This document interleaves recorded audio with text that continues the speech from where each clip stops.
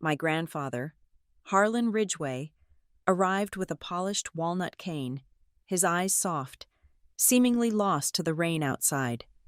My stepmother, Marla, the CFO, waited in the glass conference room where the cameras were accidentally off. She struck me with her metal bracelet while Harlan just leaned on his cane, silent as a statue. I thought he'd abandoned me until the cane's tip flashed green, and the entire building heard the truth. My name is Ava Ridgway. I'm 29, and I lead the analytics team at Marrow and Slate Capital. Our offices are on the 28th floor, in a city like Grayford, that high up. You don't see the streets, you just see the weather. That afternoon, the weather was a cold, driving rain that turned the corporate parking lot into a black, shimmering mirror. The entire office is a monument to modern transparency. Floor-to-ceiling glass walls, open-plan desks, and a persistent, sterile hum from the air filtration system. It's a place designed to convey that nothing is hidden, which is how you know everything is. I was finishing the quarterly profit report. Not just finishing, I was triple-checking the macros, validating the data streams that fed into our projections. This report was my job, but it was also a landmine. The numbers were clean, too clean. They showed efficiency in my department and a staggering, almost criminal level of bloat in Marla's, the CFO's, operational budget. The data didn't just suggest problems, it pinpointed them, and the pins all landed on her ledger. My monitor chimed, not a Slack message from my team, but an Outlook summons, the kind that freezes your blood. From Brenda Cates, Astars, to Marla Ridgway, CFO. Subject: Urgent sync. Ava, Marla needs to see you in conference room 4. Now. Now meant dropping everything. Conference room 4 meant trouble. It was the glass cube at the far end of the floor, the one reserved for sensitive discussions, the one everyone knew had a persistent, unfixable glitch in its AV and security feed. I stood, smoothing the front of my blouse. My hands were steady, but my stomach felt like it was full of cold water. I walked the length of the office. The click of my heels on the polished concrete floor sounded too loud. My team didn't look up, but they knew. Everyone knew the walk. Brenda, Marla's assistant, was waiting by the door. She didn't meet my eyes. "Ava," she murmured, holding the heavy glass door open just wide enough for me to slip through. She pulled it shut behind me. The hiss-thud of the door ceiling was absolute, cutting off the office hum instantly, leaving only the sound of the rain lashing the windows and the faint, menacing buzz of the overhead lights. The lights were always dimmer in here. It wasn't for comfort. It was to reduce glare on the massive presentation screen that was currently, pointedly, black. Marla was standing by the window, looking out at the storm. She was my stepmother, a title that always felt wrong, like a poorly fitted suit. She had married my father, managed his decline, and inherited his seat on the board with terrifying speed. Now, she was CFO, and I was just Ava, an analyst. She turned. Her suit was a sharp, expensive gray, her blonde hair pulled into a severe knot. On her wrist, she wore a collection of heavy, stacked metal bracelets. "You think you're smart, don't you?" Her voice was low, devoid of its usual corporate charm. I kept my hands loosely at my sides. "Marla, I just ran the numbers. The report is—" "The report," she spat, "is an ambush. You dared to report past me. You dared to run projections that I hadn't personally approved. You made me look like a fool in the pre-read." "The numbers are just the numbers," I said, my voice weaker than I wanted. "They're automated feeds. I just compile them." "You compile what I tell you to compile." She stepped closer.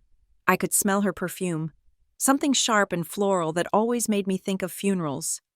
"You think because your name is Ridgway, you can bypass me? You think that name still means anything while I'm in charge of the money?" I was just doing my job. That's when she hit me. It wasn't a frenzied slap. It was a cold, deliberate strike. She didn't use her palm.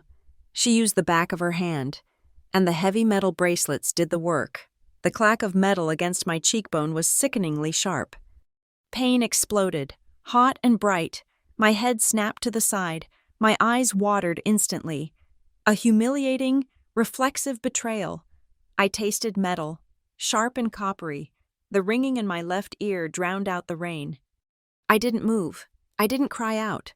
I just stood there, my cheek burning, my entire body frozen in a state of compressed, silent shock. This was new. The verbal abuse, the professional sabotage, the constant undermining. That was the air I breathed. This was a line crossed. The door hissed open again. My grandfather, Harlan Ridgway, stepped inside. He was the founder, the patriarch, the silent power behind Marrow and Slate. He looked every bit his 80 years, leaning heavily on a polished walnut cane topped with a carved silver eagle's head. He was breathing heavily, a wet, rattling sound in his chest.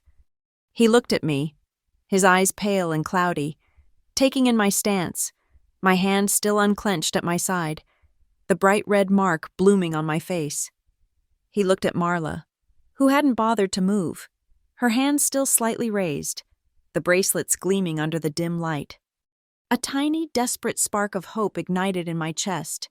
He saw, he was here, he saw. Harlan Ridgway cleared his throat, a dry rasp. He nodded slowly, as if greeting them for a standard budget meeting. "Two people just talking," he wheezed. He shuffled 2 steps further in and leaned his weight against the cane. "Go on." The spark died. It didn't just go out. It was extinguished. Drenched in the same cold water that filled my stomach. He saw, and he did nothing. He was abandoning me. He was just another old man, tired, frail, and irrelevant, propped up by a piece of wood. My entire body went cold. I felt the throb in my cheek as a distant, unimportant signal. The real wound was his silence. Marla's lips curved into a smile. It was a slow, venomous, triumphant expression. She saw his weakness, his passivity, and it emboldened her. She had won. The founder himself was her audience, and he was a permissive one. She stepped closer to me, lowering her voice to a confidential, vicious whisper. "You see, Ava? Nobody cares. Nobody will ever believe you." She gestured with her chin to the dark, circular camera lens mounted high in the corner of the room. "And even if you screamed, the camera here, it's broken, has been for weeks, a total black spot. Such a shame."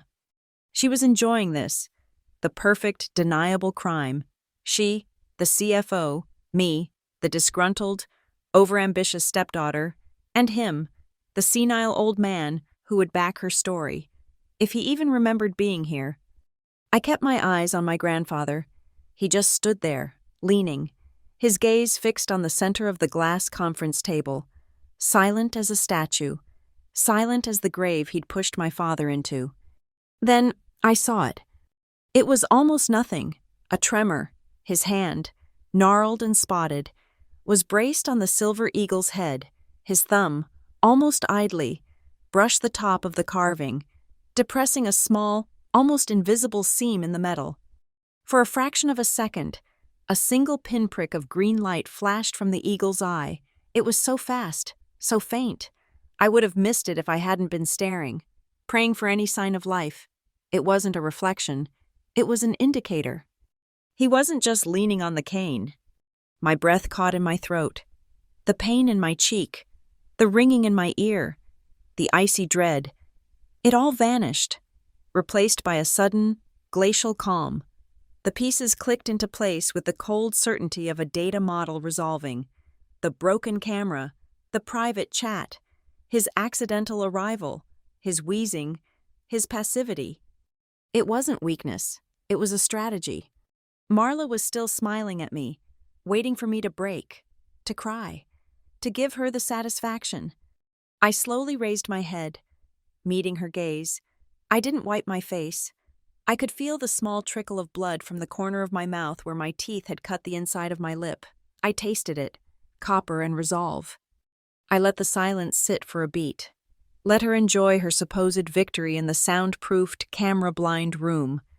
Then I spoke. My voice was low, and it didn't shake. "Fine," I said, my words cutting through the artificial quiet. "We'll talk, but we'll do it, in front of the whole company." My words hung in the dead air of the glass room, tasting of copper. "We'll talk, but we'll do it, in front of the whole company." Marla's victorious smirk didn't just fade, it shattered. Her face, a moment ago so composed in its cruelty, contorted into a mask of pure disbelief, followed by a dark flush of rage. "You wouldn't dare! You little—" She didn't get to finish. A sound cut her off. Thud.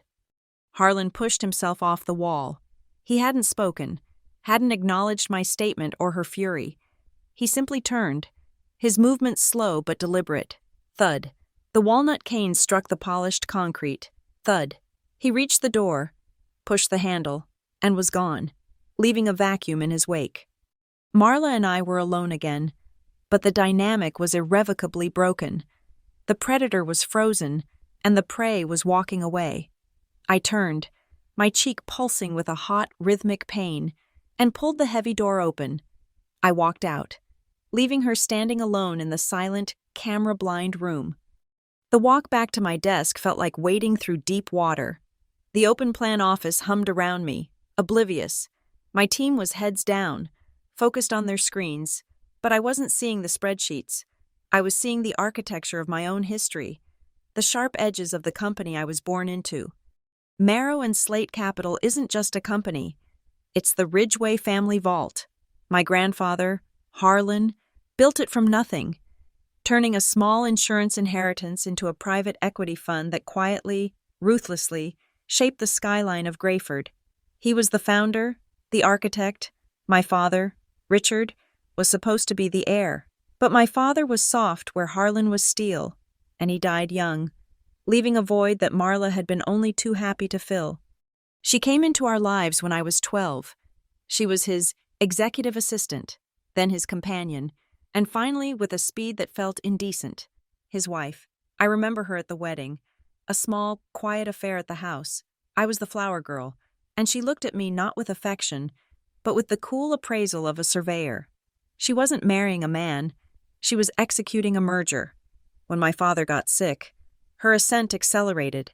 She was on the board before the eulogy, and in the CFO's office before the estate was settled. Her grief was the most efficient I had ever seen. I, on the other hand, had to earn my place. Harlan insisted on it, an MBA from Wharton, followed by an internship in the mailroom. Not a joke, the actual mailroom. Sorting K1s. Then, a junior analyst position. No special privileges, no shortcuts. I climbed the ladder one rung at a time, earning the title of team lead. Analytics.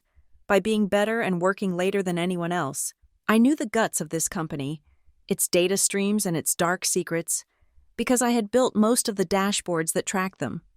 While I was earning my place, Marla was consolidating hers, and Harlan just watched.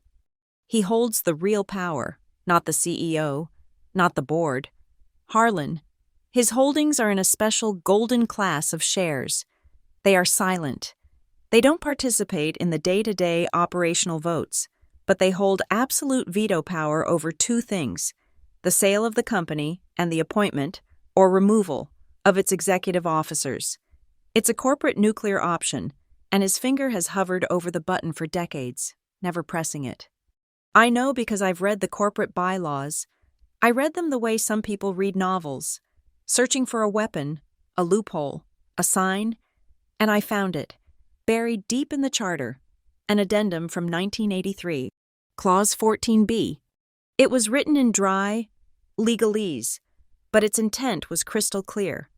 A prohibition against any behavior resulting in the physical harm or endangerment of any employee or associate within the corporate environment.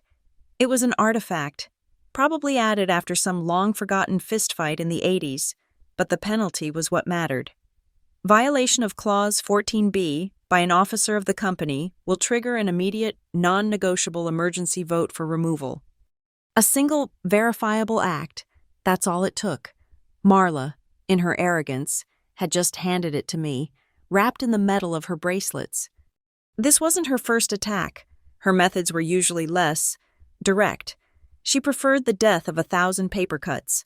She cut my team's discretionary bonuses last year, citing budgetary overlaps, a term she invented. She set impossible KPIs, forcing my analysts to work weekends for metrics that would be discarded by the next quarter. She pushed out the best analyst I ever had, Ben Carter, by relentlessly questioning his reports in public meetings, undermining his confidence until he finally quit, taking a job at a rival firm for less pay, just to get away from her. The constant, low-level warfare was designed to make me quit, to break me down so I would take my trust fund and disappear. So, I started fighting back in the only way I knew how, with data. For 6 months, I had been collecting evidence, not of her temper, but of her incompetence. I cross-referenced her expense reports with her corporate travel calendar. I logged the coincidental meeting room schedules, noting how every time she met with a specific vendor, a shell corporation I suspected was run by her brother, they were always in conference room 4, the room with the glitchy camera. I had emails, I had Slack messages, I had a trail of digital breadcrumbs leading to what I was sure was embezzlement, or at least a massive breach of fiduciary duty. My report, the one she struck me for, was the first shot in that quiet war. I thought I was building a case for financial malfeasance. But I had underestimated her, and more importantly, I had completely misunderstood my grandfather. To me, Harlan had become a ghost, a relic from a bygone era, wandering the halls he'd built, but no longer truly inhabiting them. He seemed utterly lost to modern technology. He'd call me to his office to ask why his email was broken, only for me to point out he was offline. He'd tap at his smartphone with a single, hesitant finger, complaining that the cloud sounded flimsy. I mistook his ambiguity for senility. I thought he was out of touch, a figurehead letting a predator run his legacy into the ground. I believed he was too old, too tired, and too weak to see the cancer that Marla had become. I thought his silence was apathy. I was wrong. I was so wrong. The throb in my cheek anchored me to the present. I sat down at my desk, the glow of my monitors feeling suddenly cold. The man who fumbled with his iPad was the same man who had just stood, immobile, and allowed an assault to happen, not out of weakness, out of strategy. He knew about Clause 14b. He probably wrote it. He knew Marla was unstable. He knew I was building a case, and he knew that my data, my spreadsheets, my proof of financial crimes would get bogged down in audits and legal challenges for years. Marla's lawyers would paint me as a jealous stepdaughter, a rival for control. The board would get spooked. They'd settle, and she'd walk away with a golden parachute. But a physical assault, that was different. That was clean. It was absolute. It wasn't a spreadsheet. It was a crime. He didn't just see the attack. He staged it. He knew Marla was close to the edge. He knew my report would push her. He let me be the bait. His silence wasn't him failing to listen. It was him measuring the exact volume of everyone else in the room, waiting for the one sound that would be loud enough to break the glass. I didn't run. I walked. My spine was rigid. I pushed through the heavy glass door of conference room 4 and the sound of the main office, the distant, rhythmic clatter of keyboards, the low murmur of the sales team, the incessant, sterile hum of the HVAC system, rushed back in, feeling alien and offensively normal. I left Marla standing there, frozen in her silent, camera-blind kingdom. My cheek was on fire, a hot, spreading bloom of pain that I knew, with a sick certainty, would soon turn a dark, ugly purple. I didn't go back to my desk. I couldn't. I walked, my steps measured, to the small, discreet alcove by the executive elevator bank. It was a space designed for quiet, high-level moments, paneled in dark wood, containing a built-in water filter, a high-end espresso machine, and a brushed steel panel that hid the corporate first aid kit. My reflection in the steel panel was a pale, distorted mask, I fumbled with the magnetic latch, my fingers thick and clumsy, searching for an instant cold pack. Top shelf, behind the aspirin. His voice was a dry rasp, directly behind me. I spun around, my heart leaping into my throat. Harlan. He hadn't gone to the elevator. He had followed me. His cane, which I expected to make a heavy thud on the marble, had been almost silent on the thick atrium carpet. He was holding the small, white chemical pack I'd been looking for. He held it up, and with a sharp, decisive crack, snapped the internal vial between his gnarled fingers. The pack instantly frosted over, the chemicals turning it intensely cold. He handed it to me. "Hold it firm," he said, his voice low, "or it will swell."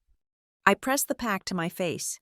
The chemical cold was a shock, so intense it was almost its own kind of pain, but it cut through the pulsing throb of the impact. I leaned my head back against the cool marble wall, my eyes closing for just a second, my breath shuddering. "You stood there," I whispered. My voice was tight, vibrating with a suppressed rage that was so cold it burned. The tears were there, hot and pressing behind my eyes, but I refused to let them fall. I would not give them to him, not after this. "You watched her. You let her." He didn't reply immediately. He was busy examining his cane, which he'd leaned against the wall next to me. It was the first time I had ever truly seen it, not just as an accessory, but as an object. It was dark, polished walnut, but the polish was gone from the main shaft, rubbed away by decades of his hand. The wood was silvered, faded, worn down to the grain. It was a tool, not an ornament. The head was a solid piece of sterling silver, carved into the shape of a hunting eagle, its head bowed, its eyes fixed on some imaginary prey.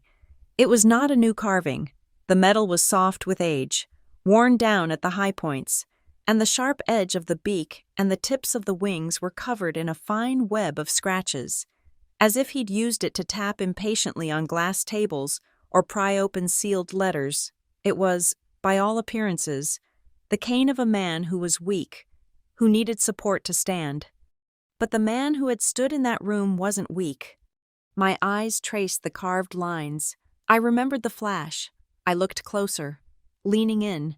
There, nestled deep in the carved silver feathers just beneath the eagle's beak, was a dark circular anomaly. It was tiny, no bigger than a pinhead, and polished to look like a natural shadow in the silver. It was a lens, and the eagle's eye on the opposite side, the one I had seen in the conference room, was a small, recessed LED. The cane wasn't a crutch, it was a witness. "You didn't say anything," Harlan said, his voice dropping to a conspiratorial whisper. It wasn't an observation, it wasn't an instruction, it was a confirmation of my role. "I couldn't," I choked out. You saw everything." "Yes." He looked up from the cane and met my gaze. His pale blue eyes, which I had so often mistaken for being fogged with age, were perfectly, painfully sharp. They were the eyes of the man who had built this fund from nothing, the man who saw every angle. I saw, and I heard. He reached out, not to me, but to the cane. He lightly tapped the silver eagle's head with his fingernail. Then, he lifted the cane an inch and brought the base down hard on the marble floor. It wasn't the soft thud of wood. The base was capped in hardened metal. It made a sharp, definitive tack. The sound was mechanical. It was the sound of a device activating or saving. "Clause 14B, he breathed. The words for me alone. A wonderful, dusty piece of governance, but it requires irrefutable proof. Ava, not hearsay, not a family argument, not the word of a disgruntled employee against a C-level executive." He leaned closer, the scent of old wool and sandalwood filling the small space. If I had intervened, she would have denied it. She would have said I startled her, that you moved into her hand. She would have claimed you attacked her. It would have been a mess. The board. They hate a mess. They would have paid her millions to go away quietly. And you would have been blacklisted. He gestured at the cane, now resting against the wall like a sleeping predator. A voice needs a microphone. Her voice, her threats, the sound of that, bracelet, hitting your face, it's all in there. He tapped his own temple. And it's all in there. The coldness of his strategy was breathtaking. It was the ultimate private equity play. He hadn't just seen an opportunity. He had manufactured it. He knew my report would be the catalyst. He knew Marla's temper. He knew the camera in that room was broken because she was the one who always booked that room for her dirty work. He had set the stage. He had just needed the actors, and I was the lead. "You sacrificed me," I said. It wasn't an accusation. It was a statement of fact. "I empowered you," he corrected, his voice firm, without a trace of apology. "I gave you the weapon. She was never going to be beaten by a spreadsheet. Ava. She's too good at lying about numbers. She had to be beaten by herself, and she just handed you the hammer." He pushed himself off the wall, his joints creaking, the illusion of frailty returning. He picked up the cane, his hand wrapping around the worn wood with familiar ease. He started to walk away, his steps slow but perfectly balanced. He was leaving me, just as he had in the conference room. He paused at the corner, just before he turned into the main atrium. "My father had a saying," he said, his back still to me. "Status doesn't hide disgrace. It just makes the stain bigger, so everyone can see it when the lights finally come on." He turned the corner and was gone. I stood alone in the alcove for another full minute, the chemical pack growing lukewarm against my skin. The throb in my cheek was a dull, steady ache, a physical reminder of the price. He was a ruthless old man, and he was, unfortunately, right. Marla would have buried my financial audit in litigation for years. But this was different. This was visceral. This was absolute. I threw the used cold pack in the trash can. The pain was secondary. The primary feeling was a cold, sharp clarity. I knew exactly what to do. I walked back to my desk. The office was exactly as I'd left it. My team was deep in their work. Sam, my senior analyst, looked up as I approached. His eyes flicked to my face, widened slightly in alarm. But he'd been here long enough to know not to ask. He just gave a short, worried nod and turned back to his screen. I sat down. The ergonomic chair sighed under my weight. My monitor was still lit up with the quarterly report, the beautiful, clean, logical numbers that proved I was right. I looked at the hard copy on my desk. A single, minuscule drop of blood had fallen from my lip, staining the paper. It was a tiny, dark red asterisk on page 3, right next to the line item for external consultancy fees. The line item I knew was her brother's shell company. The numbers were clean. The people weren't. I pushed the report aside. I opened a new email. My hands were perfectly steady. My fingers flew across the keyboard. To all staff Grayford, all remote global, board distro, investor relations, from Ava Ridgway, lead analytics, subject, urgent, mandatory all hands meeting, 4:00 p.m. EST. The body of the email was concise. It was brutal. All personnel are required to attend an emergency all-hands meeting in the town hall atrium at 4:00 p.m. EST today. This is not optional. Remote offices will join via mandatory video link. Topic: a live demonstration of corporate governance and an immediate vote concerning Clause 14B of the Corporate Charter. Attendance is mandatory for all, including board members. Ava Ridgway. I stared at the send button. This was it. This was the point of no return. I was no longer an analyst. I was an executioner. I hit send. The whoosh of the email leaving my outbox was the quietest, loudest sound I had ever heard. Across the entire floor, I heard the simultaneous ding of 200 inboxes receiving the summons. A confused, anxious murmur rippled through the office. I looked at the clock on my monitor. 3:17 p.m. Marla had 43 minutes to wonder what was coming. The 43 minutes were the longest of my life, and the shortest, the office floor, usually a hive of productive noise, descended into a tense, anxious silence. broken only by hushed whispers and the ding of the elevators arriving, then leaving, empty. People were congregating, but not working. My email had been a grenade, and they were all huddled, waiting for the blast. At 3:55 p.m., I stood up. I'd done what I could in the executive alcove. The first aid kit's cheap. Waxy concealer was a poor match for my skin tone. It didn't hide the swelling. It just turned the angry purple into a sickly, mottled yellow-gray. A topographic map of the impact. It looked, somehow, worse, more pathetic. I left it. I wanted them to see the failed cover-up. I walked to the town hall. It wasn't a room. It was an atrium. A 3-story testament to the firm's ego, all marble and glass and brushed steel, dominated by a 40-foot LED wall normally used to display triumphant market data. Today, it was a gallows. The entire staff of Marrow and Slate was there, packed shoulder to shoulder on the main floor, ringing the glass balconies on the second and third levels. They were confused, angry, and scared. My summons had broken every corporate protocol. Partners from our downstream firms were here, summoned from their own meetings, a few small-time investors. The ones who actually had offices in the building had gathered by the back, drawn by the crowd. The remote offices were patched in, their uncomprehending faces tiling the giant screen. I stood at the bottom, near the small, raised podium. The lights were cold, sterile, designed for corporate presentations, and they made my skin look like parchment. My heart wasn't racing. It was beating with a slow, heavy, cold rhythm, like a drum. I could feel the pulse in my cheek. At 3:59 p.m. Marla made her entrance.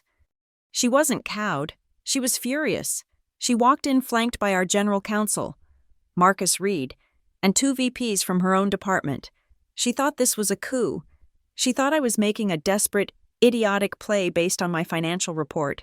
She thought I was a child throwing a tantrum, and she was here to publicly, finally, put me in my place. Her confidence was a tangible, suffocating force. She saw my face, the pathetic attempt at makeup, and a small, satisfied smirk touched her lips. She thought it made me look weak. 4 p.m. The digital clock on the wall pulsed. Marla didn't wait for an introduction. She owned this stage. She strode to the podium, her heels cracking against the marble, and tapped the microphone. The resulting thump silenced the murmuring crowd. "Thank you all for coming," she began, her voice dripping with practiced, insincere warmth. It was her shareholder voice. I know this summons was unorthodox, highly irregular. She glanced at me, a look of pitying condescension. But at Marrow and Slate, we believe in a culture of respect. We believe in open dialogue, and we believe in solving our problems internally, through the proper channels. She was already spinning the narrative, painting me as a rogue element, a disgruntled family member airing dirty laundry. True leadership, she continued, isn't about grandstanding. It's not about emotional outbursts or trying to bypass the structures that keep this firm profitable and secure. It's about respecting the chain of command. She was building her case, discrediting me before I could even speak.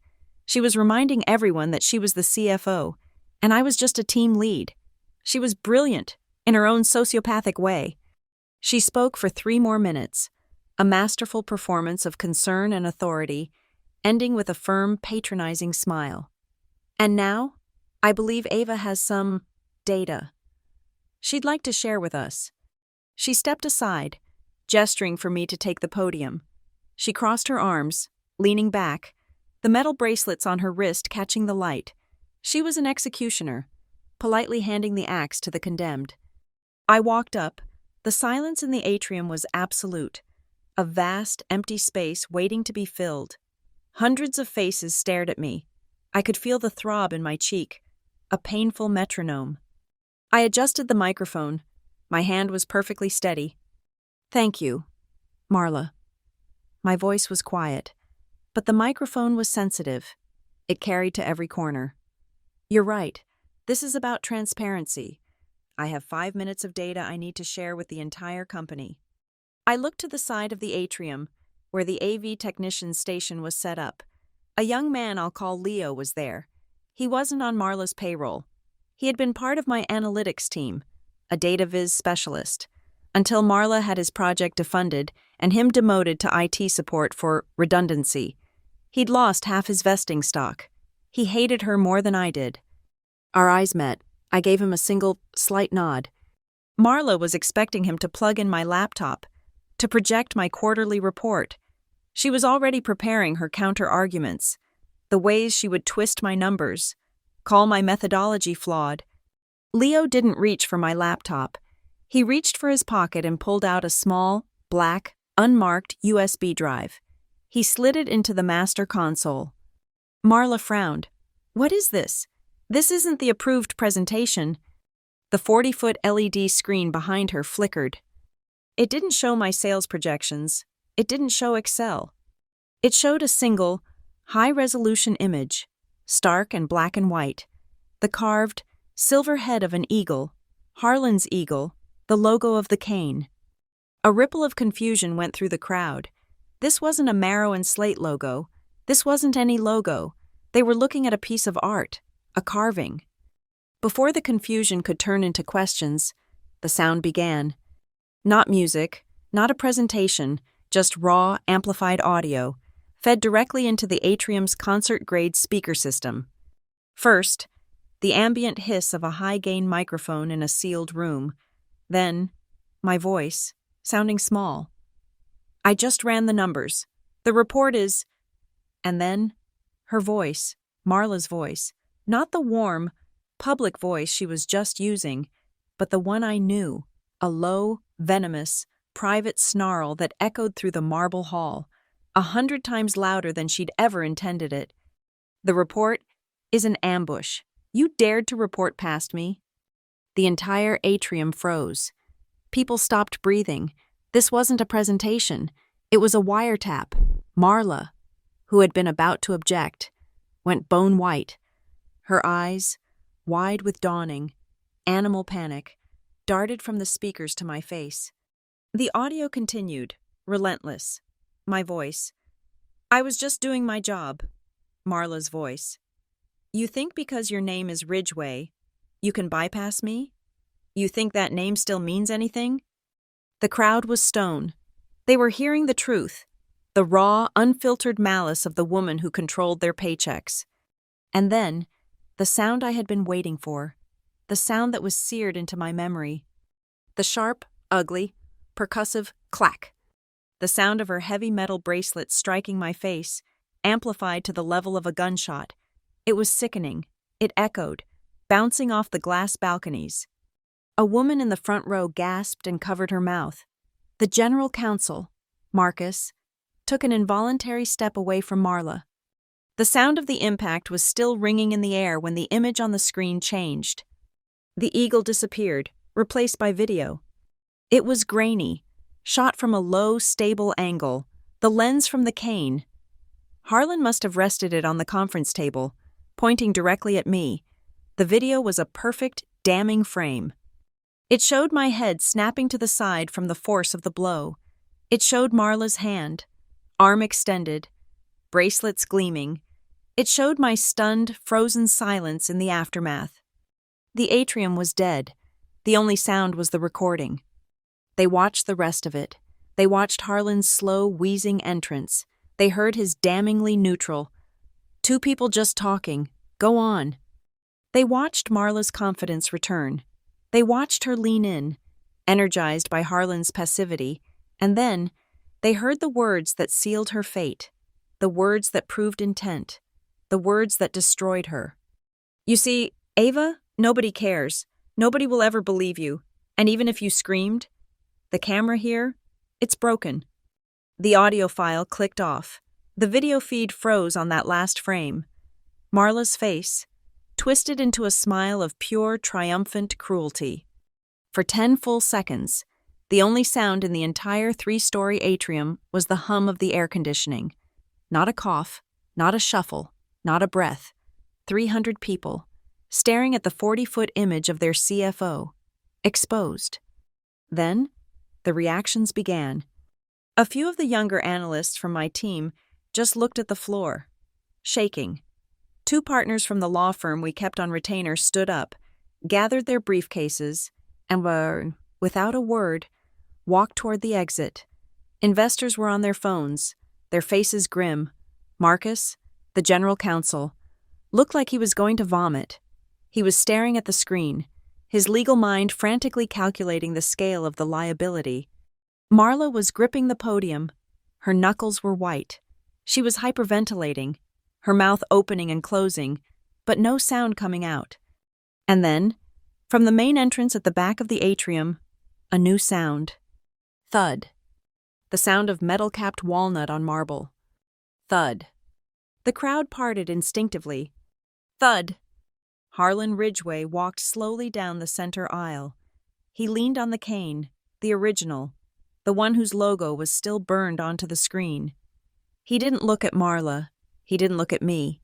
He just walked to the empty front row, took a seat, and rested his hands on the silver eagle's head, as if settling in to watch the end of a play he'd already read. He didn't say a word. He didn't have to. His presence was the closing argument. The 40-foot image of Marla's face, frozen in its triumphant, cruel smile, dominated the atrium. The silence that followed the video's end was heavier and more absolute than any sound. It was a vacuum, sucking the air from 300 pairs of lungs. Harlan sat in the front row, immobile, his cane resting between his knees. Marla, at the podium, was a statue of white-hot panic, her eyes darting between the screen, Harlan, and me. The first person to move was Marcus Reed, our general counsel. He had been standing just beside her, a symbolic pillar of support. Now, he took one slow, deliberate step away from her, creating a physical and legal chasm between them. His face was the color of old parchment, a sickly gray. He was a man watching his firm's D&O insurance premiums ignite before his very eyes. His professionalism, however, was a deeply ingrained reflex. He smoothed the front of his suit jacket, walked to the podium, and gently, almost clinically, moved Marla's trembling hand from the microphone. He was no longer her colleague. He was the firm's surgeon, and she was the gangrenous limb. "In light," he began, his voice dry, rustling like dead leaves. "In light of the presentation we have just witnessed, I am obligated to address the company's charter." He didn't look at her. He couldn't. He looked at the middle distance, at the terrified, mesmerized faces on the second-floor balcony. "Pursuant to the Marrow and Slate Corporate Charter, Addendum 7, Clause 14b," he read, his voice gaining a cold, procedural strength. He was on solid ground now, the ground of bylaws and procedure. This was his dance. A prohibition against any behavior resulting in the physical harm or endangerment of any employee or associate within the corporate environment. He paused, and for the first time, his eyes cut to Marla. This clause is a non-negotiable condition of executive employment. It is countersigned by every officer upon hiring. It was countersigned by CFO Marla Ridgway upon her appointment. A gavel strike. "This is ridiculous!" Marla finally shrieked, her voice cracking, the polished corporate mask shattering, revealing the raw, panicked animal underneath. "This is an illegal recording. It's a setup. You can't use this." "Miss Reed." Harlan's voice cut through her panic. He hadn't stood. He didn't need to. His quiet authority filled the hall. "The device in question," Harlan said, his tone conversational, as if discussing the weather, "is a personal security and notation tool. It was registered with this firm's security department under the Executive Protection Protocol 5 years ago. My signature is on the file." He let that sink in. He had planned this, not for days, but for years. Its audio and visual recordings, when actively engaged by the carrier in what the carrier perceives to be a threatening or legally compromised situation, are admissible in any internal governance matter. I am the carrier. I perceived a threat. I activated it. He looked at Marla with those pale, impassive eyes. The recording is authentic, and it is admissible. A second gavel strike. The legal challenge evaporated. Marcus Reed nodded, his expression grim. Then as general counsel, I must recognize that a prima facie violation of Clause 14b has been established. The charter is clear. This evidence triggers an immediate, non-negotiable emergency vote for removal. He turned to the 7 other members of the board of directors, who were scattered in the front rows, their faces a mixture of horror and fury. A motion is required from the board to activate the removal vote, Marcus said, his voice void of all emotion. A 60-something man with a shock of white hair, David Penner, the board's longest-serving independent member, stood up. "So moved," he said, his voice shaking with anger. "Seconded," snapped a woman from the risk committee. "The motion is active," Marcus said. "Leo, please bring up the voting proxy." The giant screen behind Marla flickered. The damning video disappeared, replaced by the clean, cold corporate interface of the firm's voting system. "This vote," Marcus announced, "is for the board of directors. Your votes will be made public. As per the charter in an emergency session, please indicate your vote on the secure portal, now." It was a dance of 7. The 7 names of the board members appeared on the screen in a neat white list. David Penner, Cynthia Lou Allen Spence, and at the bottom, Garrett Moss, Marla's brother-in-law, whom she'd maneuvered onto the board 3 years ago. Beside David Penner's name, a green box appeared. Yea, then Cynthia Lou. Yea, Allen Spence. Yea. The yeas populated down the list, one after another, like bullets being loaded into a chamber. Yea, yea, yea. Only one name remained, Garrett Moss. His vote indicator blinked, a hesitant, terrified yellow. He was staring at his phone, sweating. Finally, a red box appeared. Nay. The atrium held its breath.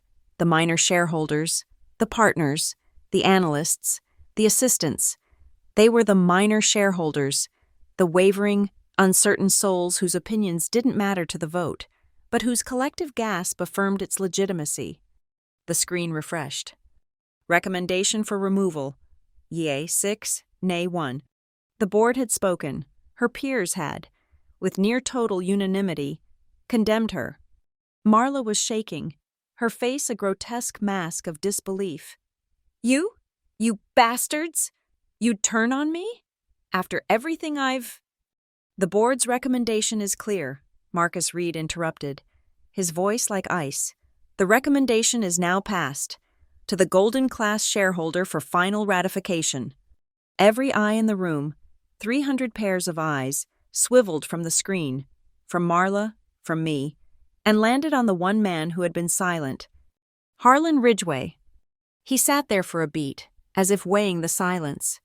This was Marla's final second. She knew it. She lunged, not at me, but at the podium, shoving Marcus Reed aside and grabbing the microphone.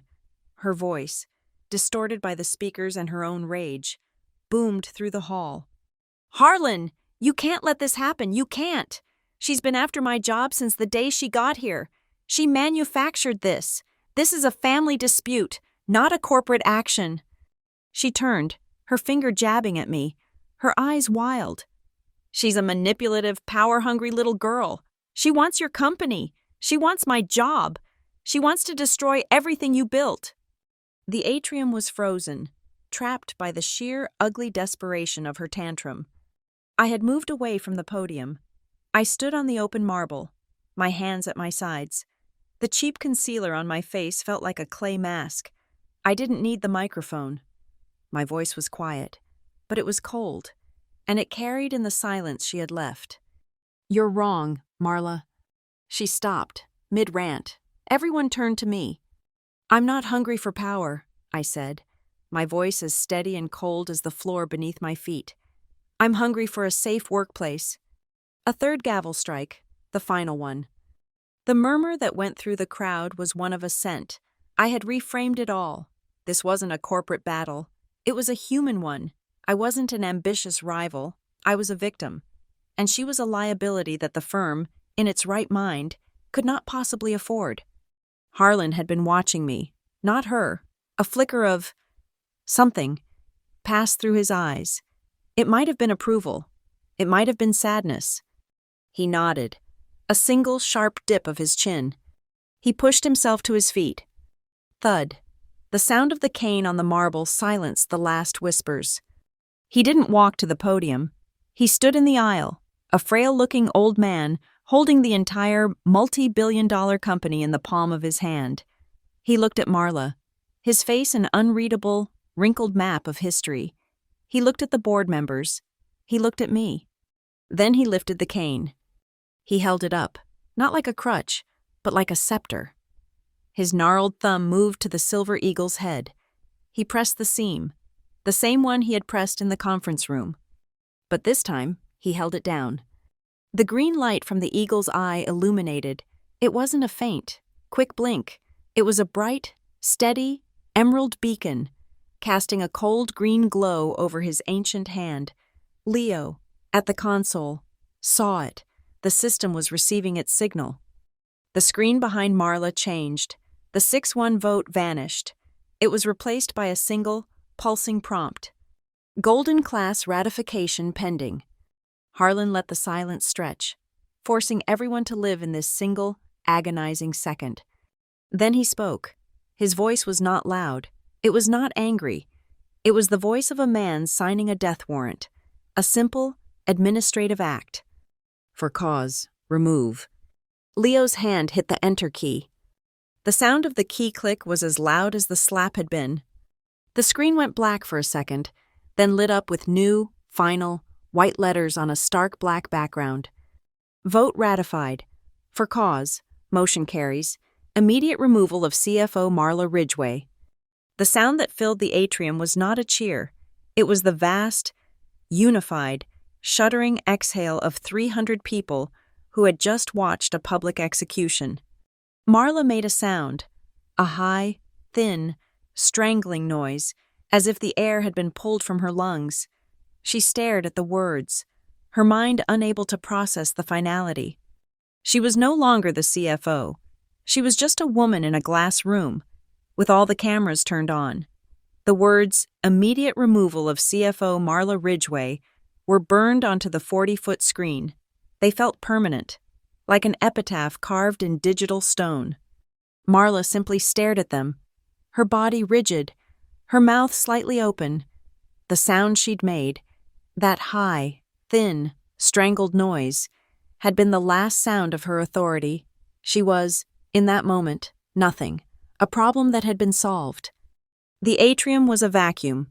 The collective exhale had passed, leaving a silence that was heavier, more profound than before. This wasn't just a firing. This was a public execution, an executive, a C-level officer, the stepmother of the founder's bloodline, had been decapitated in front of the entire company. And I had been the one to pull the lever. My heart was hammering, a painful, heavy thud against my ribs. The adrenaline that had turned my spine to steel was now draining away, leaving a cold, trembling exhaustion. The throb in my cheek, which I'd forgotten, returned with a vengeance, a hot, pulsing reminder of the cost. It was Marcus Reed, the general counsel, who finally moved. He had to. The company was now, technically, rudderless. He looked ashen, sick, but his training took over. He stepped back to the podium, careful to stand far from where Marla was frozen. Given the outcome of this emergency vote, he began, his voice raspy, the board of directors will convene immediately to begin the process of appointing an interim chief financial officer. A formal announcement regarding operational continuity will be... That will not be necessary, Marcus. Harlan's voice. He hadn't sat back down. He was still standing in the aisle, the cane held firmly in front of him. He looked, for the first time, not like an old man, but like the founder. Marcus froze, his mouth half open. Harlan, I don't understand. We have a vacancy. The charter requires... The charter, Harlan cut in, his voice cold and sharp, is a more complex document than you know. This vote, this for cause removal, was not just an action, it was a key. It has unlocked a provision that has been dormant for 25 years. A new, colder chill swept the room. A legal provision? What was he talking about? Harlan turned, his gaze sweeping over the board members, over Marcus, and finally, landing on me. "Marcus," he said, his voice now a formal declaration, "in the corporate vault, you will find a sealed file, 88A. You were not given access to it upon your hiring, because its contents were not relevant until today." Marcus Reed, a man who prided himself on knowing every syllable of the corporate charter, looked genuinely, profoundly lost. "A sealed file? Harlan, I'm the general counsel. There are no governance documents I'm not privy to." "There is one," Harlan said, his voice absolute. "There is the Ridgeway Employee Trust. I established it the month after my son, Ava's father, passed away." I stopped breathing. The Ridgeway Employee Trust? I had never heard of it. I had spent my entire adult life studying this company, my inheritance, my prison. I had read the bylaws, the amendments, the footnotes. There was no mention of it. "It was established," Harlan continued, his voice resonating in the dead quiet, "as a corporate fail-safe, a moral contingency, a poison pill, not for a hostile takeover, but for a hostile internal rot." He paused, letting the weight of his words settle.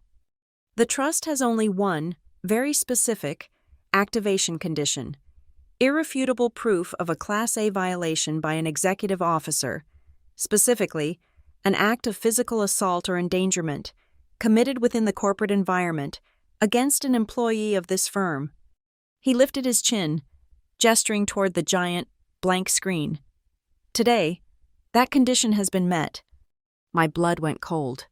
This was a trap he had set a quarter-century ago. A board member, Penner, stood up, his face pale. "Harlan, what does that mean? A trust? What does it do?" "It does," Harlan said, "what I could not. When my son died, I knew I would not live forever. I knew I could not always be here to protect the integrity of what I built, so I put a mechanism in place to protect it for me." He looked directly at Marla. Her entire body was shaking, a fine, uncontrollable tremor. "The Ridgeway Employee Trust," Harlan declared, "has two functions upon activation. First, it immediately assumes proxy control of a controlling share of this company, and second, the proxy authority for that trust is immediately and temporarily assigned to the employee who was the confirmed victim and whistleblower of the activating offense." The silence was absolute. It was the silence of 100 calculations being run at once. Victim? Whistleblower? I felt my knees buckle. He couldn't mean... "Harlan!" Marla shrieked, the word tearing from her throat. "Harlan! What shares? What shares? Your Golden Class shares are yours. You hold the 51%. This is nonsense. It's a lie." It is not a lie. "Marla," Harlan said, his voice devoid of all pity, "you are correct. I did hold the 51% controlling interest, the Golden Class. But upon my son's death, I restructured it. I kept 10 for myself, for operational oversight, for moments like this." He let the implication hang in the air. "The other 41%, he said, delivering the final, fatal blow, was placed into the Ridgeway Employee Trust, where it has sat, silent, dormant, and waiting, for 25 years. A single collective gasp 100 times louder than any before. It wasn't a gasp of surprise. It was a gasp of terror and awe. 41%, the controlling interest, the company. The trust is now active, Harlan stated. He looked away from Marla, away from the board. He looked straight down the aisle, his eyes locking on mine. "The proxy control of that 41%, he said, his voice softening, but still carrying to every corner, "is hereby, per the charter of the trust, assigned to Ava Ridgeway, effective immediately." No one clapped, no one cheered. The room just breathed out. It was the sound of a reality collapsing and a new one being born in the same violent second.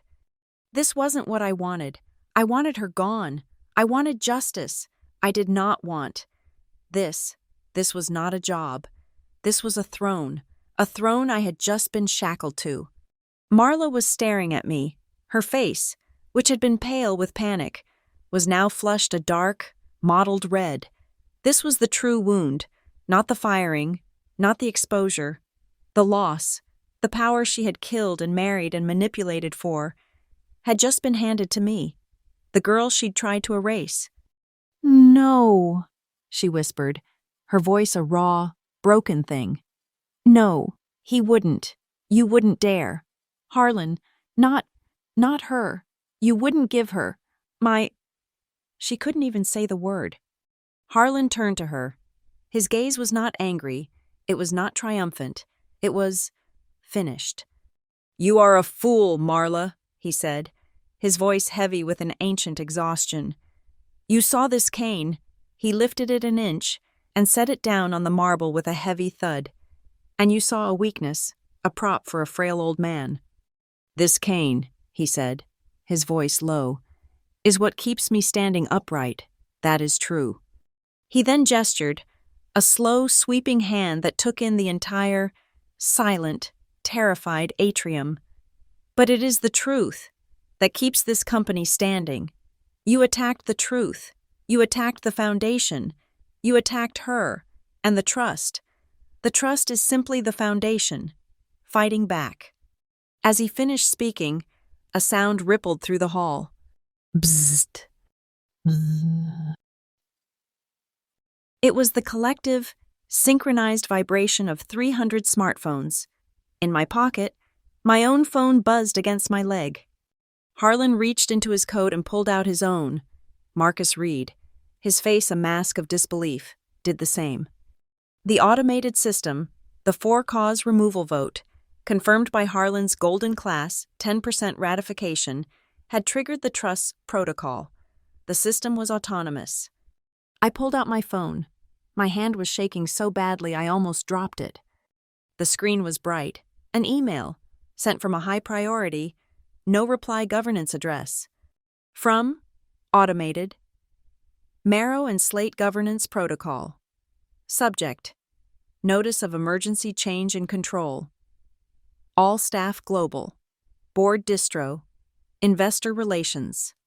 Per the activation of the Ridgeway Employee Trust, File 88A, following a ratified for-cause removal under Clause 14B, voting control of the Golden Class Majority Share, 41%, has been temporarily transferred. Effective immediately, Ava Ridgeway will assume the role of Interim Executive Chair, with full proxy authority over the activated trust, pending a formal review by the newly constituted board. Interim Executive Chair. The title seemed to float off the screen. It was impossible. I wasn't an executive. I was a team lead.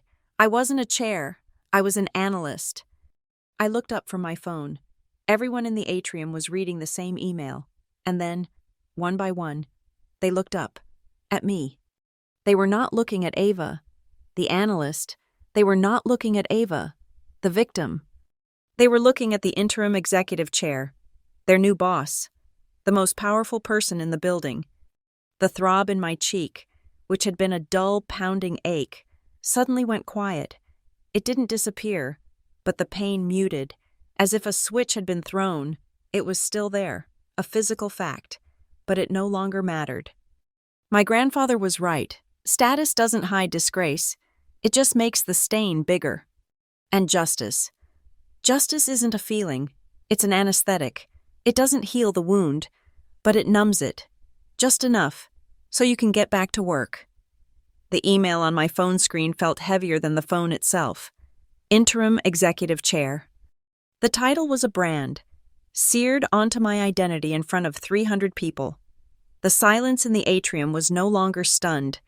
It was something else. It was watchful, expectant.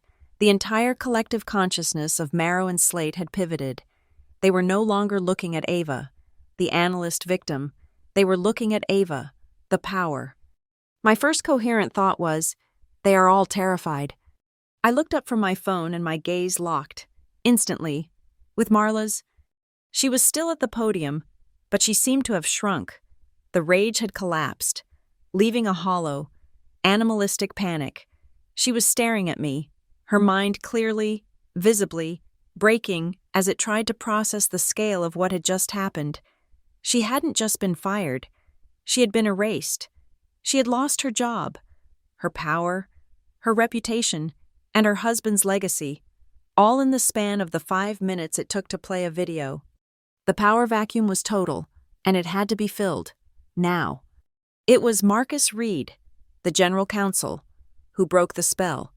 His job was to protect the firm, and right now, the firm's single greatest liability was the woman still clutching the microphone stand. He nodded, almost imperceptibly, to the back of the atrium. Frank, our head of corporate security, a large, impassive man in an impeccable suit, understood. He and another officer, Mike, began to move down the center aisle. They were not aggressive. They were not police. They were human resources, in its final physical form. They were the men who handled disruptive departures. They walked past Harlan. They walked past the board. They stopped, one on either side of Marla.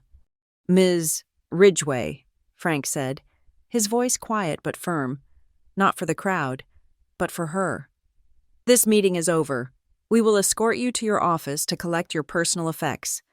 Marla looked at him as if he were speaking a foreign language. My office?" "Please, ma'am, come with us," Mike said, gesturing gently toward the exit. The gentleness broke her trance. It was the condescension. It was the realization that she was no longer a person to be feared, but a problem to be managed. "No!" she shrieked, her voice echoing unnaturally in the vast space. "Get your hands off me! You can't!" She wasn't resisting. She was disintegrating.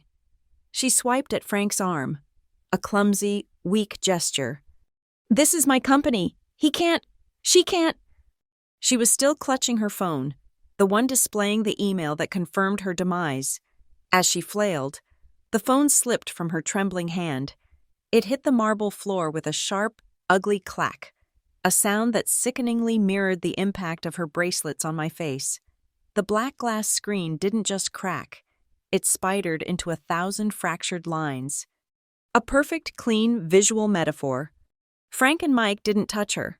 They just stood, forming a professional barrier, their presence a non-negotiable wall. "Ma'am, we can do this quietly, or we can do this. Not quietly, but we are doing this." The fight went out of her. She saw the 300 faces staring, not with sympathy, but with a cold, fearful curiosity. She was no longer a colleague. She was a spectacle. Defeated, she let them box her in. They began the long, silent walk of shame, up the center aisle, toward the main atrium doors. They were halfway there when the doors hissed open again. 2 uniformed Grayford City police officers stepped inside. One was a tall, stern-looking woman with sergeant's stripes. The other, a younger man, his hand resting near his belt. The entire atrium stopped breathing. This was no longer a corporate matter. The sergeant held up her hand, a command that stopped Frank and Mike in their tracks. She walked past them, her boots making a hard, authoritative sound on the marble. She stopped directly in front of the former CFO. "Marla Ridgway?" the sergeant asked, her voice pure, procedural cold. Marla, her face white as chalk, could only nod. "Sergeant Riley, Grayford PD," the officer stated. "We have a summons for you. Ma'am, we've received a formal complaint, with accompanying evidence, for assault and battery, filed under the state's corporate endangerment statute." Filed by whom, I thought, my heart pounding. As if answering my question, Sergeant Riley glanced at a name on her paperwork. The complaint was filed less than an hour ago, by Harlan Ridgway, on behalf of an employee of this firm, Ms. Ava Ridgway. Harlan. He hadn't just recorded the evidence. The moment he'd left that conference room, he had called his lawyers, and he had called the police. He hadn't just planned to fire her. He had planned to arrest her. This wasn't a corporate restructuring. This was a purge. "You'll need to come with us, ma'am," Riley said. It was not a request. This was the final, non-corporate reality. The steel beneath the glass. Marla was no longer just fired. She was a criminal defendant. The two officers took positions on either side of her, a far more menacing escort than the corporate security guards. They began to lead her away. As she passed the front row, she stopped. She wrenched her arm, forcing the officers to pause. She was no longer crying. Her face was a mask of pure, concentrated, venomous hate. She wasn't looking at me. She was looking at Harlan, who was still standing, watching her. "You," she spat, her voice a low, shaking hiss. "You did this. You, with your dusty old rules and your secret. Son," she almost choked on the word. Harlan said nothing. He just watched her, his face a mask of ancient stone. "You were always cold," Marla whispered, the words carrying in the dead silence. "You were always in love with this place more than any person. Is that it, Harlan? Is that the secret?" She leaned in, her voice dripping with the last poison she had. "Are you having an affair with power?" The question hung in the air, an attempt to reframe his act of justice as a personal, petty, emotional betrayal, an affair, something dirty. Harlan's gaze didn't waver. He let the silence sit, let her accusations stain the air, and then he answered. His voice was not cold, it was not angry, it was simply, profoundly, and devastatingly final. "No, Marla."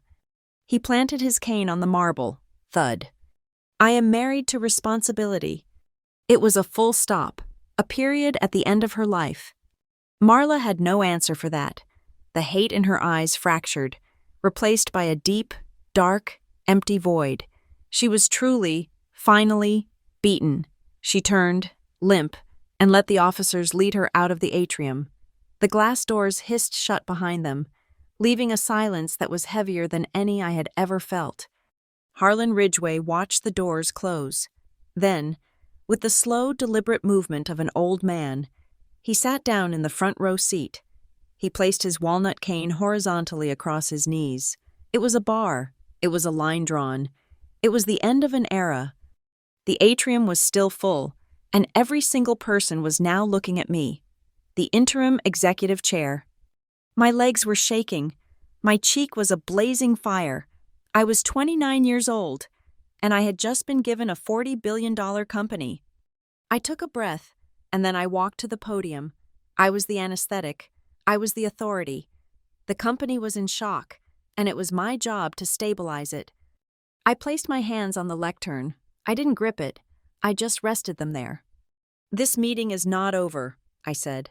My voice, amplified, was clear and cold. It didn't shake. "The crisis is resolved. The work begins." I looked at Marcus Reed, who was staring at me as if I'd grown a second head. "Marcus," I said, "my first act as interim chair is to sign the authorization for an immediate, comprehensive, third-party forensic audit of the entire executive ledger, effective immediately." Marcus blinked, pulling himself back to procedural reality. "Yes, Ms. Ridgway, of course. A third party? Which firm do you—" "I want Kroll," I said, naming the most ruthless, feared auditors on the planet. "I want them here by morning. Their primary directive is to investigate all external consultancy fees and vendor contracts approved by the CFO's office in the past 36 months. I let my eyes sweep over the board members, some of whom had been on those approval chains. Specifically, any vendor with a personal or familial relationship to Ms. Ridgway. I was telling them, I know about the money. The assault was just the key. My second act, I continued, turning my attention to the hundreds of employees, is to address the human cost of the last few years. I looked at my own team, standing pale and shaken on the balcony. Effective immediately, all compensation packages, bonus structures, and salary levels for the analytics department, the data science division, and the junior analyst pool are to be restored to their pre-2023 levels, before the cost-saving measures were implemented. This will be retroactive to the first of the fiscal year. A new sound, Not a gasp, a low, electric murmur. I had just given them back their money. Furthermore, I said, my voice rising, Human Resources will immediately draft a formal public apology from the Executive Chair's office to every employee who was demoted, managed out, or forced to resign under the previous CFO's tenure. We will be reviewing every case. My phone, in my pocket, buzzed. I didn't need to look. It was Slack. It was the sound of the gratitude, the relief, from the people Marla had terrorized. It was the sound of an army changing allegiance, instantly and absolutely. I looked out at the sea of faces. They were no longer terrified. They were focused. They were relieved. This town hall is over, I announced. Please return to your desks. We have a company to save, and we have an audit to prepare for. We have work to do. Slowly, then all at once, the atrium began to empty. People moved quietly, with purpose, not whispering, just moving. It was the sound of the machine starting back up. In less than 3 minutes, the atrium was empty. It was just me, on the podium, and Harlan, sitting in the front row, his cane still resting across his knees, a period at the end of a sentence. He looked up at me. He didn't smile. He just gave a single, slow, respectful nod. The power had been transferred. The crown was on my head. It was heavy, and it was cold. The 48 hours that followed the town hall were not a transition. They were a controlled demolition. The news of Marla's arrest had ripped through the Grayford financial community before she was even fully processed. The Grayford Business Journal ran a banner headline, Marrow and Slate CFO arrested for assault in shocking ouster. Our stock, held internally and by a small, tight-knit group of minority investors, went into freefall. The phones in investor relations didn't just ring, they screamed. Kroll, the forensic auditors, had descended on the 28th floor like a plague of locusts. They weren't charming. They didn't make small talk. They requisitioned servers, locked down ledgers, and began a series of quiet, terrifying, one-on-one interviews. Starting with Marla's entire department, the company was paralyzed, caught between the shock of the old regime's fall and the terror of the new one. I had spent those 48 hours locked in the executive conference room, not the glass one, but the main boardroom, with Harlan, Marcus Reed, and the shell-shocked remnants of our board of directors. We need an emergency meeting. David Penner, the oldest board member, said, his hands steepled, his face gray. Not just us, all of them, the minority shareholders. They are panicking. They think this firm is a toxic asset, a family soap opera that just destroyed their liquidity. They think you, he said, looking at me, are a 29-year-old liability. Set it, I said.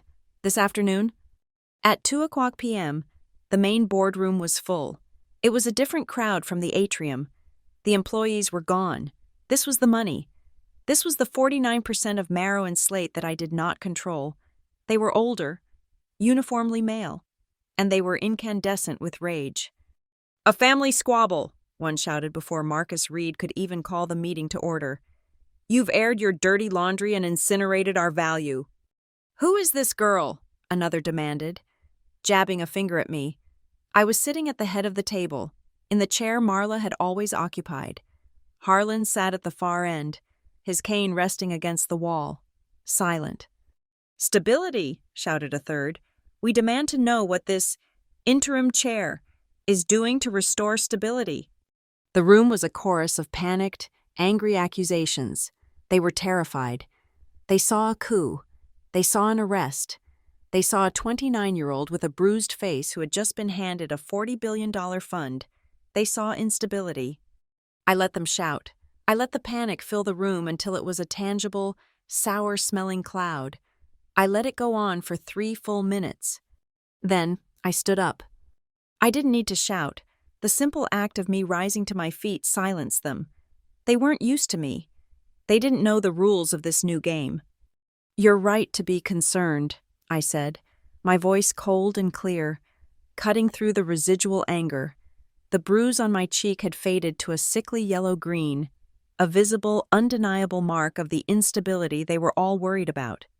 You are shareholders in a company that, until Tuesday, was being systematically exposed to catastrophic legal and financial risk. I nodded to Marcus Reed, who projected my first slide. It wasn't a profit chart. It was a simple, three-point plan. You want stability? You want transparency? This is the roadmap, effective immediately. My voice was flat, procedural. This was not a negotiation. First, a comprehensive structural integrity and safety review. This includes the immediate installation of independently monitored, tamper-proof, high-definition security cameras in all common areas, meeting rooms, and executive suites. There will never be a camera glitch in this building again. A few of them shifted, uncomfortable. This was not the kind of transparency they meant. Second, a new, fully anonymous, third-party ethics and harassment hotline. It will be managed by an external law firm, not our HR department. All reports will be delivered, unedited, to the General Counsel, the Board, and my office. Simultaneously, retaliation of any kind will be treated as a for-cause offense, identical to the one you witnessed. Third, a full review of our corporate insurance policies, specifically our workers' compensation, D&O, and hostile work environment coverage. The previous leadership left us exposed. We will be armored. I clicked to the next slide. It was blank. This is not, I said, a debate about feelings. This is a cold, hard, financial de-risking. What happened to me was a moral failure. But for you, I said, looking around the table, it was a multi-million-dollar liability. I am, in my first act as chair, eliminating that liability. The room was quiet. I had reframed it. I wasn't the victim. I was the surgeon. Alan Spence, a board member who had voted yay to remove Marla, but who was now clearly having second thoughts, leaned forward. His voice was patronizing, the kind a man uses to placate a clever, but emotional, woman. Ms. Ridgway, Ava, this is all admirable. These are HR policies. We are an investment fund. We need a leader who can navigate the markets, not a safety coordinator. He smiled, a thin, reptilian gesture. With the utmost respect, you are 29 years old. Are you truly old enough to lead a $40 billion fund out of this crisis? This was it, the question, the real question, all the anger about the stock price, the panic. It all boiled down to this. Who are you, girl? I let the question hang in the air. I could feel Harlan's eyes on me from the end of the table. I didn't look at him. I looked directly at Alan Spence. I waited a beat, then another. I let the silence become his, not mine.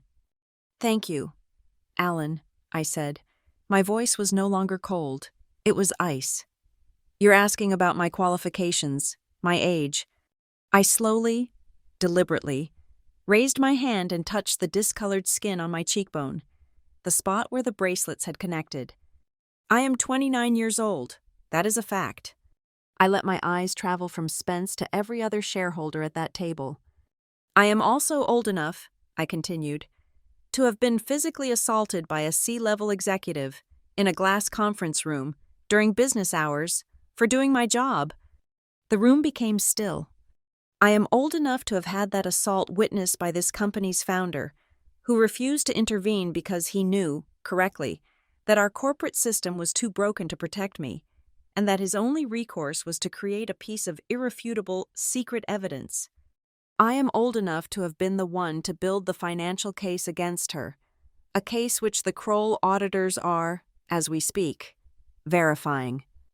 And I am old enough to have stood in that atrium 2 days ago and taken back control of this company from the person who attacked me, while still bleeding on my own report. I paused and leaned forward just an inch. Yes, Alan, I am old enough to know precisely what a compliance risk looks like. I am old enough to have been the walking, talking, multi-million-dollar liability that she created. And I am old enough to be the only person in this room who is viscerally, fundamentally, and personally qualified to fix it. I looked him dead in the eye. I am old enough to be standing here. No one spoke. No one breathed. Alan Spence's patronizing smile was gone, replaced by the pale, clammy look of a man who had just brought a knife to a gunfight and lost. The silence was broken by Harlan. He cleared his throat.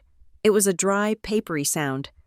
"She is also," he said, his voice quiet, "the unchallengeable, permanent, controlling shareholder." Every head snapped to him. "Marcus," Harlan said, addressing the general counsel, "I have just signed a formal, irrevocable transfer, effective immediately.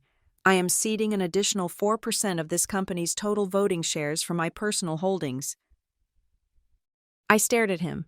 He had tempt. He was... "Not to Ms.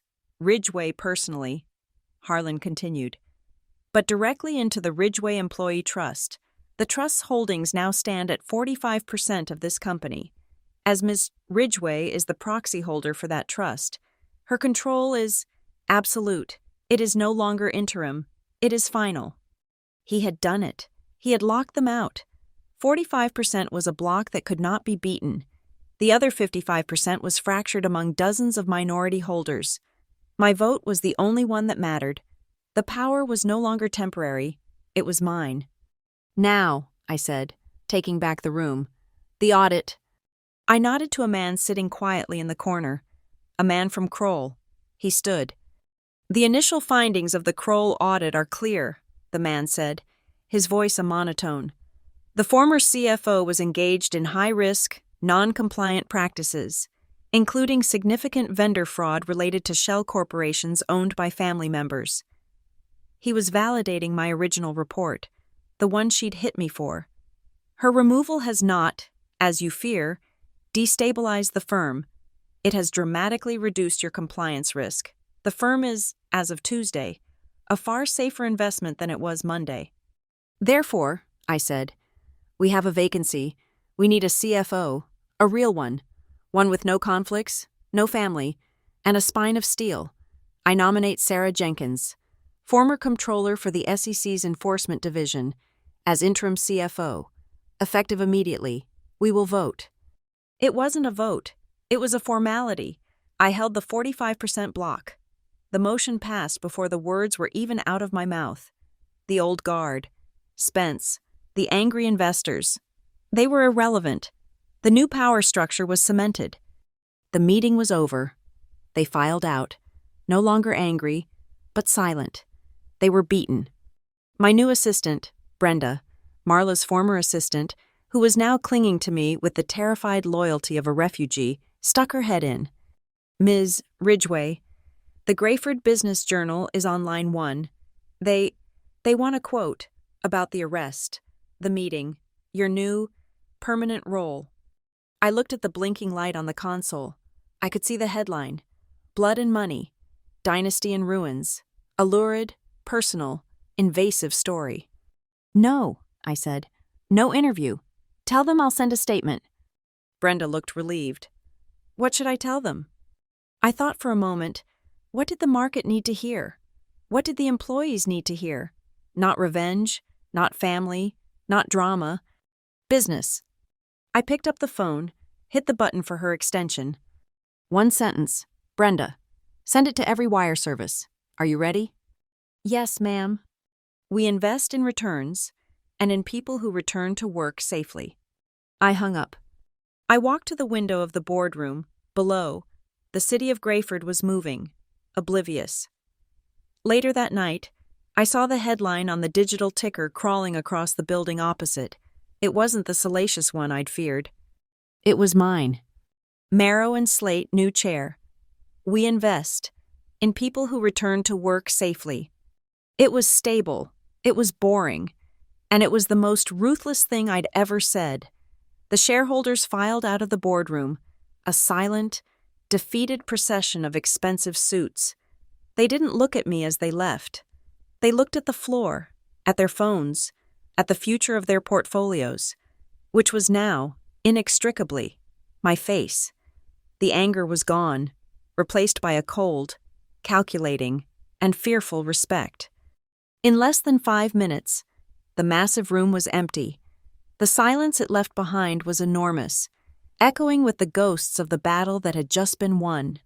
The only sounds were the distant, high-pitched whine of the servers on the floor below and the drumming of the rain against the floor-to-ceiling windows. I stood at the head of the table, my hands still resting on the back of the chair Marla had once occupied.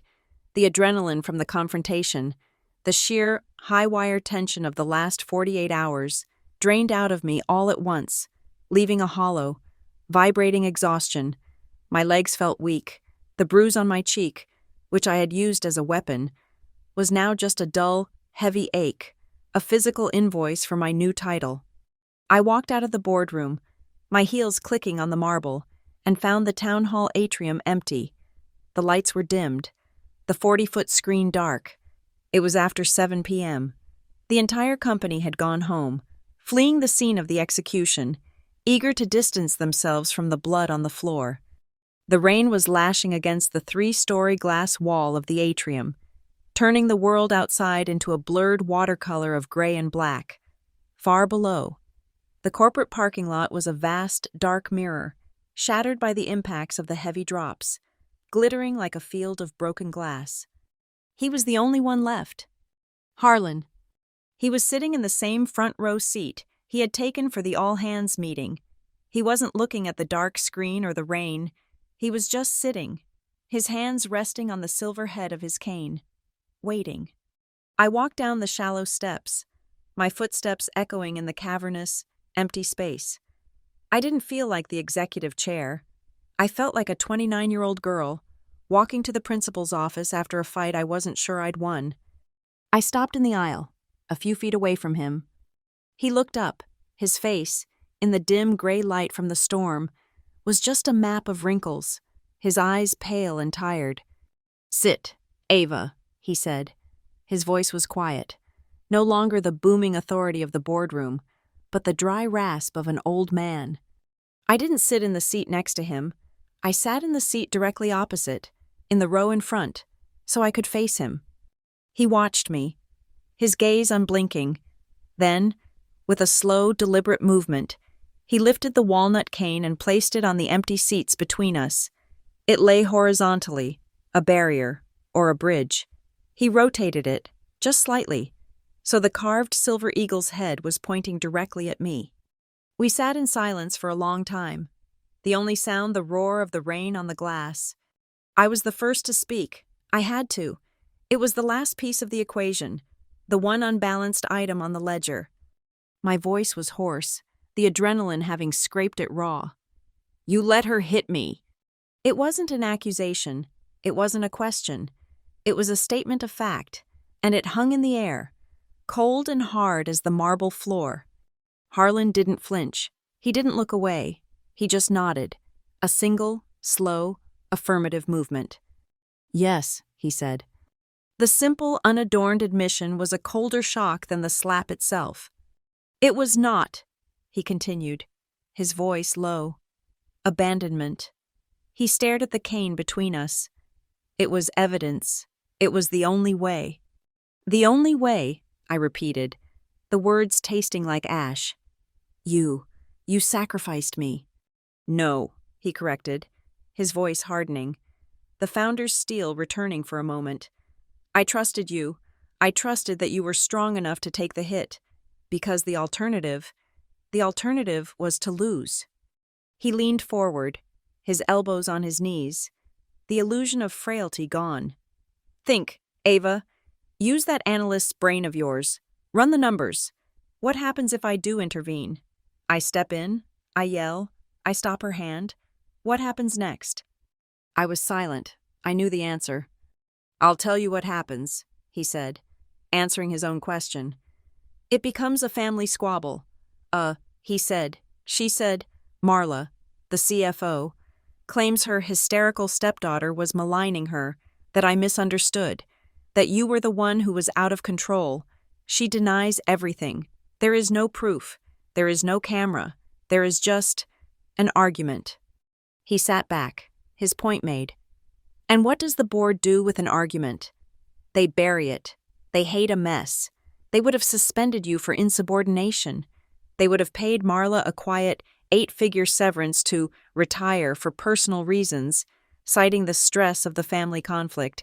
She would have walked away clean, rich, and secure, and you would have been neutralized. The emotional daughter, unfit for leadership. His gaze was sharp, relentless. I couldn't let her win, not like that, and without irrefutable, physical evidence, the company would have denied you. Ava, they would have erased you. His logic was perfect. It was cold, brutal, and strategically flawless. It was the same logic that had built this $40 billion fund. I slowly raised a hand and touched my cheek. The swelling was down, but the flesh was still tender. A deep, ugly, yellowing bruise. It was the one piece of data his logic couldn't erase. Pain is still pain. Grandpa, I whispered. A new expression crossed his face. The strategist disappeared, and for a moment, he just looked old, infinitely old, and tired. Yes, he said, his voice softening. It is. He reached into the inside pocket of his suit, the one he had reached into before, and pulled out a small, instant cold pack, the same kind he had given me in the alcove. He snapped the inner vial with his thumb and forefinger, crack, and handed it across the cane to me. Hold it firm, he said, repeating the same words as before. I took it. This time, the chemical cold didn't feel like a shock. It just felt necessary. He watched me press it to my face, his expression unreadable. He gave a small, weary smile, a grimace that barely moved his lips. This cane, he said, tapping the polished walnut shaft, for 30 years, it has helped me stand. It kept me upright when my body wanted to fail. It was my support. He pushed it, just an inch, closer to me. The silver eagle's eye, the one that held the lens, seemed to catch the dim light. Tomorrow, he said, it will help you walk. It is not a crutch. Ava, it is a tool, and it is a weapon. Do not mistake it for anything else. He was handing it to me, not just the cane, but the ruthlessness, the burden of seeing the world as a series of strategic calculations, where even pain could be an asset. Then, he reached into his breast pocket again. He pulled out a single sheet of paper, folded twice, and a heavy, old-fashioned fountain pen. He unfolded the paper on his knee. It was the permanent proxy assignment for the Ridgeway Employee Trust, the document that made my power final. He uncapped the pen. I watched him sign his name, Harlan Ridgeway, at the bottom. The signature was not the shaky scrawl of an old man. It was a strong, angular, confident mark. The ink was a deep, dark blue, gleaming wet in the dim light. He didn't wait for it to dry. He carefully folded the document and held it out to me. This, he said, is the legal part. The rest is just work. I took the paper. It was still warm from his hands. The ink was still warm. I held in my hands the 45% controlling interest of Marrow and Slate. The key to the kingdom.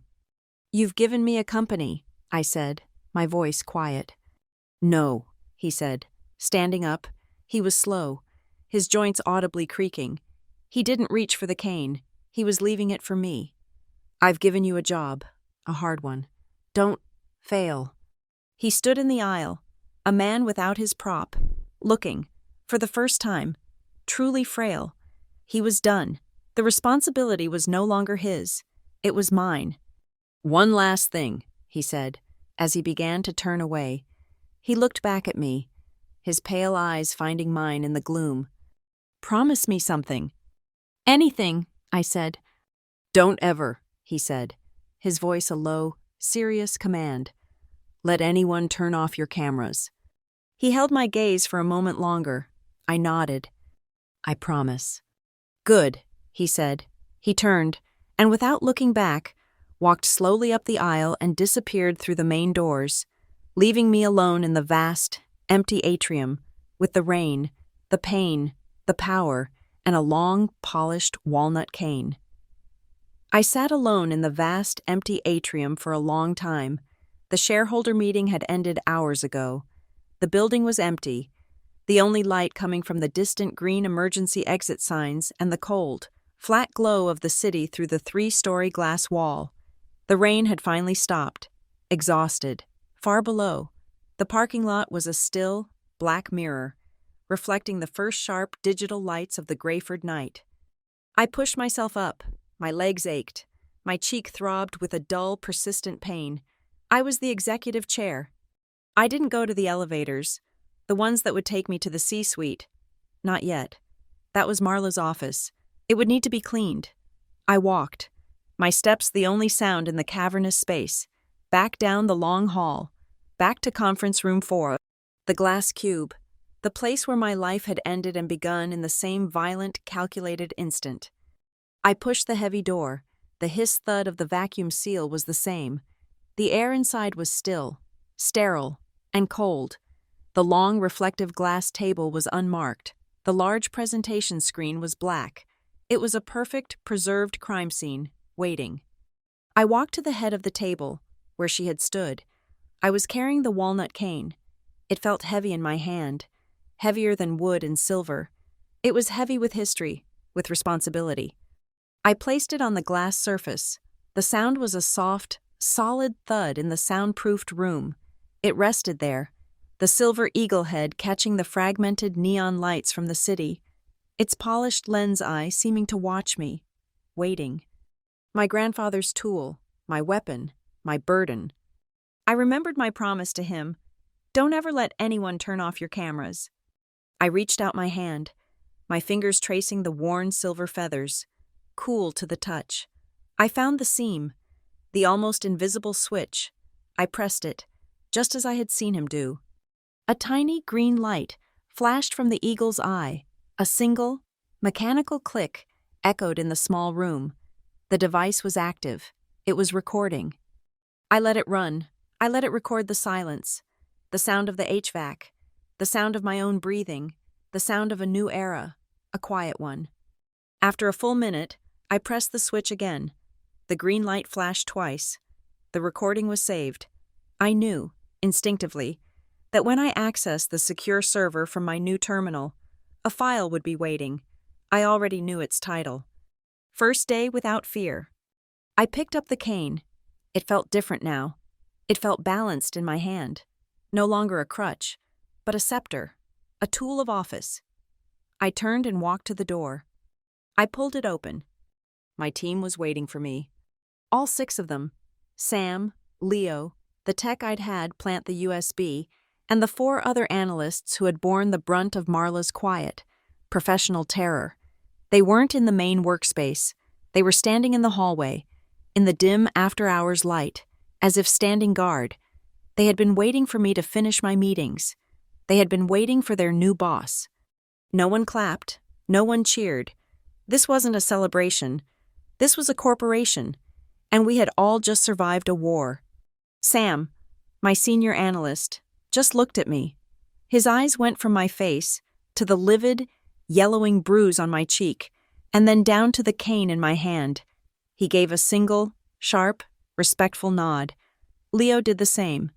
It was a silent, unified pledge. It wasn't adoration. It was acknowledgement. It was time to get to work. I nodded back. Go home, I said. My voice was hoarse. Get some sleep. The Kroll auditors will be here at 0800. We start fresh. Yes, Ms. Ridgway, Sam said. The Ms. Ridgway was new. It was a wall. It was a shield. And it was a necessity. As they turned to leave, the main elevator bank dinged at the end of the hall. The doors opened. Frank, the head of corporate security, stepped out. He walked directly to me, his face impassive. Ma'am, he said, this was recovered from the former CFO's personal effects when she was escorted from the building. We have deactivated it, but protocol dictates we return it to the chair's office. He held out his hand. In his palm was Marla's executive keycard, the one that opened every door, accessed every elevator, and authorized every expense. The plastic was printed with her flawless picture, her smiling, corporate, dead-eyed smile. I looked at it, a piece of plastic. It was as useless as her threats had been. as powerless as her name was now. "Thank you, Frank," I said. "You can have it destroyed." "Yes, ma'am." He turned and left. I stood there for a moment in the empty hallway. My team was gone. The building was silent. I pulled out my phone, my first official internal communication. I opened the all-staff channel on Slack. My fingers were steady. From Ava Ridgway, Executive Chair. All staff. Our commitment to a safe and transparent workplace is not a policy. It is our foundation. That commitment begins with me, effective immediately. More to follow tomorrow. I hit send. My phone buzzed almost instantly. It wasn't a reply on Slack. It was a text message from Harlan. One sentence. Hear that silence? I walked out of the hallway, into the main atrium. I looked out the massive glass wall at the city, sharp and clear now after the rain. The building was quiet. The phones weren't screaming. The board wasn't panicking. My team wasn't whispering. It was the sound of the machine, idling, the sound of fear being replaced by order. I smiled. It was the first real smile in years. It hurt my cheek. I texted him back. Yes, it's the sound of reassurance. I walked to the elevator. I had my briefcase in one hand, the one with my clean, validated, and now blood-stained quarterly report. In my other hand, I held the cane. I leaned on it, not because I was weak, but because it was strong.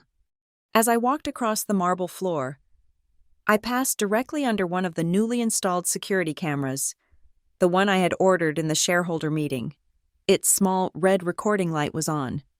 The camera, a new, high-definition model, captured the angle perfectly.